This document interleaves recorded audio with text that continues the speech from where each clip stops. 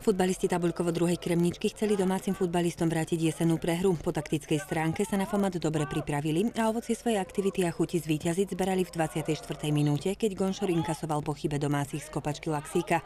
Hoci Martinčania hlavne v druhom polčase pritvrdili a vypracovali si niekoľko dobrých streleckých príležitostí, na Krejčiho v bráne recept nenašli. Ako zdôraznil tréner Jozef Šino, takto si účinkovanie čerstvých účastníkov druhej ligy rozhodne nepredstavuje, aj keď im snahu uprieť nemôže nikto. Z tohto zápasu sa treba rozhodne poučiť.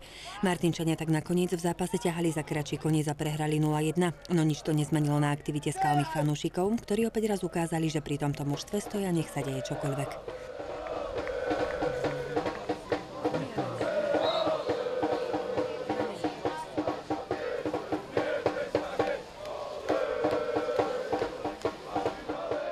Mne je to ľúto, ako snahu mužstvu nemôžem uprieť. Mali sme 15 minút, kedy sme mohli dať nejaký gól. Nedali sme, zahodili sme čistú tutovú šancu. Držanie lopty sme mali, ale finálne prihrávky, ktoré boli z krídelných priestorov, všetko trafilo prvého hráča a chýbala taká túžba po tom góle. Super, veľmi dobre bránil, pripravil sa na nás a poviem to úplne otvorene. Toto budú presne zápasy v druhej lige.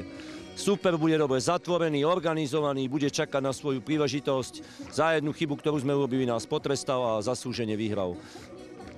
Predpokladám, že presne toto ste povedali chalanom aj v šatni po prvom polčase? Tak samozrejme, ja som im povedal, musíme sa tlačiť viac do tej 16-ky a v tej 16-ke sa presadiť. Videli ste aj v druhom polčase, boli tam centre, ale nebolo to ono, chýbalo tam možno, že väčší dôraz, agresivita a potom boli tam situácie, ktoré sme nedotiahli dokonca.